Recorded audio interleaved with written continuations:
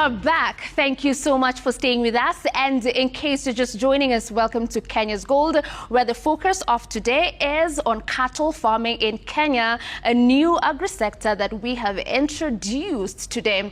Now, in a little bit, we will be having a conversation with a breeding expert, like we promised just before we took a break. But right now, we do want to have a look at some of the unique characteristics of this breed that we are talking about. Remember, we are focusing on the Sahiwal breed. And if we look at the characters of this breed, something very important to note is the country of origin. If we can have that slide on our screen right here.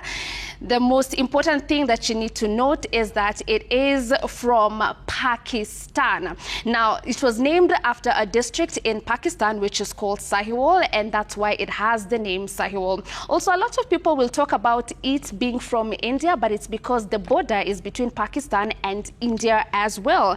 Another unique characteristic of this particular breed we are focusing on in the show today is the fact that it is a dual-purpose breed, meaning kuna wakulima wataiweka for the purposes of milk, kuna wale wataiweka for the purposes of meat. So it is a dual-purpose breed. Something else about this breed that makes it also very unique is the fact that it is drought resistant. Now, with where we are when it comes to matters climate change, we know that the temperatures are getting hotter by the day, and climate change is affecting how we practice agriculture. Now, this particular breed is drought resistant, making it adaptable to harsh conditions. Also, it is tick resistant, and that is one of the advantages that farmers who keep this breed enjoy. Now, because of those characters, of course, being drought resistant, also being able to use very minimal food and still producing at optimum levels, it has been crossbred with other exotic breeds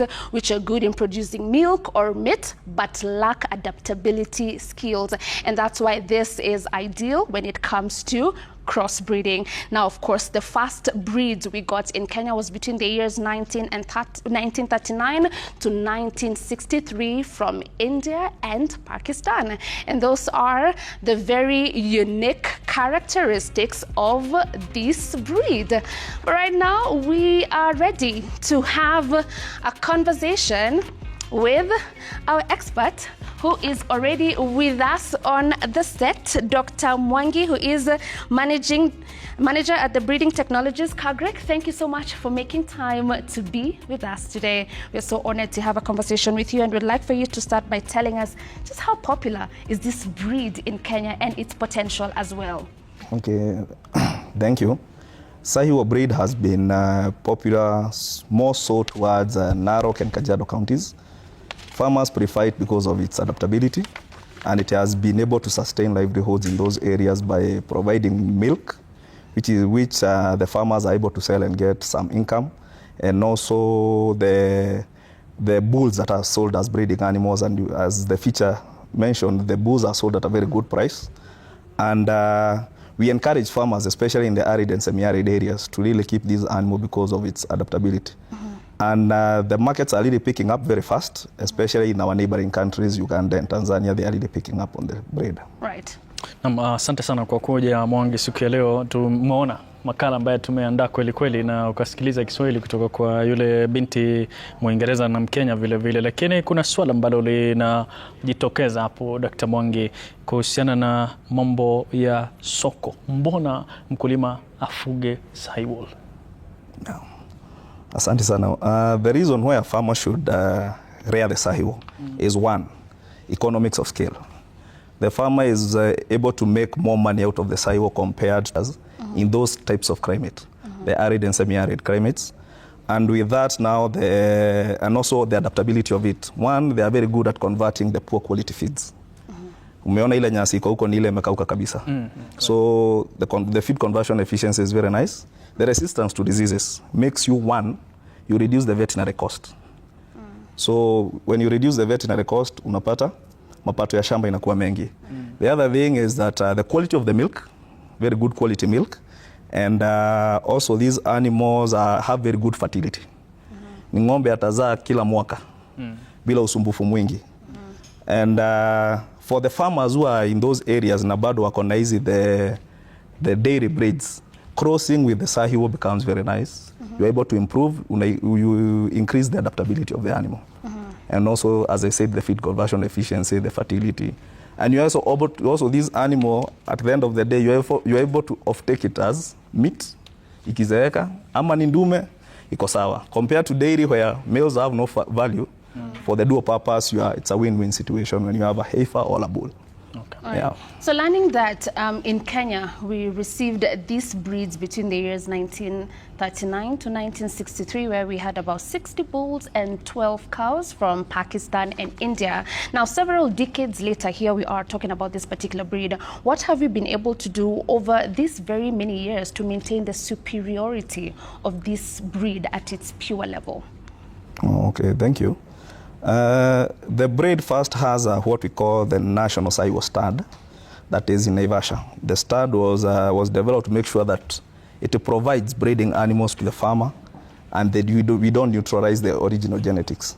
Then KAGRC comes in propagating the germplasm. That is semen.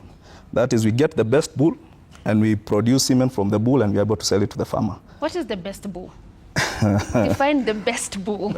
The best bull is what shows good performances compared to the age mates or what we call the contemporaries. Right. So unapata kuna moja who is growing faster compared to the others. The daughters are producing more milk compared to the others. So we want to breed to maintain the best at the stud so that we can be able, they can come to KAGRC, we get the semen and the farmer can get the semen. And also we also use this semen to multiply whatever we have on the national stud. So we have really tried as much as possible to make sure that we maintain the best so that we provide to the farmers the best. And with AI, the best thing is that one bull can serve the whole country. Okay. In that with AI, utapata ile mbegu ingeenda na ng'ombe moja inaweza distributiwa at least ng'ombe 250-300 wapate. Okay. Yeah. Sawa. Hapo kwa mambo ya semen, ningependa sana kujua kwamba quality, kama mkulima nikija kule kununua, utanieleza namna gani nijue this is the best quality nafaa kwenda nayo nyumbani? Okay, quality ya dume sasa. Hiyo semen ambayo imetoka. Okay. So, nitajuaje kama mkulima? Quality ya mbegu mkulima atajua, quality yenye mkulima atajua ni ya ndume. Wewe utachagua ile ndume unataka, then KAGRC will give you the semen for that bull. Okay. So what the farmer needs to know is what bull anataka ndume gani. Anataka kuimprove. Unajua hakuna ndume anafanana na mwingine. Right. Each bull has something it's improving on the. Kuna mwenye ataongeza maziwa, kuna mwenye ataongeza the stature, the sizes. So they have different traits, superior traits. So the farmer is the one to decide what do I want, and all these we have put them in the catalog. Kuna wenye watakupatia maziwa mengi, kuna wenye atakusaidia na weight gains. So we have diversity, we have all the lines that the farmer anaweza taka kutumia.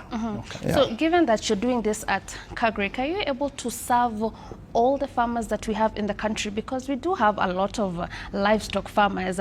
Are you enough? Is there room to do more so that hata ule mkulima mwenye akuko Kakamega, because you've mentioned we have one of the companies in Naivasha, if they want to get that service, how accessible is it for them? And also, what is the current uptake of artificial insemination? Are more farmers embracing it? How is it looking like so far? Okay. The availability of the genetics, especially from KAGRC, is all over the country. We are working with agents and county governments. And we have been able, I think we have around 35 county governments that we are working with. We have around 70 agents around the country. So availability of the genetics is there. And now we are on an e-citizen platform where we have an e-shop. It's more of digital now. And the problem with the Sahiwal has been the uptake of the AI, artificial insemination. Uptake of the technologies has been quite low. But now, due to the reducing number of the breeding bulls that the farmers are able to get, farmers are really taking up on AI, and also to reduce on the cost of rearing the bull. So the uptake of AI has started going up for the dual-purpose breeds, and that is very encouraging because the farmers can have diversity. Instead of having one bull on farm, you can have semen from 3 different bulls. So that gives you a bigger genetic diversity in your herd. Right. Yeah. So I'd want for you later on to tell us why has it been low? Is it a cost issue? Is it a technology issue? But you will be answering that later. For now, let us have a conversation with our farmers, because right here, of course, on the program, we're very keen on making sure that our farmers are growing in whichever agri-sector that you are in. One of the solutions that we are giving you is please make sure that you are part of a cooperative society, because a cooperative society is the voice of a farmer. In that group of farmers that you are in, you will be able to get financial support from various financial institutions like the Cooperative Bank. Also, you're guaranteed to get quality farm inputs, agronomy services, and also market for your produce. And remember, you only need to be about 10 members to form a cooperative society. And also something else, a solution that we are giving you, please do take advantage of the various credit solutions that are being offered by the Cooperative Bank. Right now, a lot of farmers are getting ready to plant. I know we are crossing our fingers, waiting for the rain. And one of the things that we are doing, of course, is getting our fertilizers, we're getting our seeds, making sure that we do have the right farm inputs. Remember, Cooperative Bank is offering a loan that we call a working capital loan. This loan is given to either an individual farmer or a farmer in a cooperative society for the purpose of buying quality farm inputs. So, dear farmer, join hands with other farmers and be part of a cooperative society, and also take advantage of the support that is offered by the Cooperative Bank. Na bila shaka kipindi hiki cha Kenya's Gold kinapewa udhamini mkubwa kabisa na benki ya Cooperative. Kwa sasa tunachukua mapumziko kidunya, tukirejea basi kungali kuna mengi ya kuhusiana na huyu Sahiwal. Usikwende popote.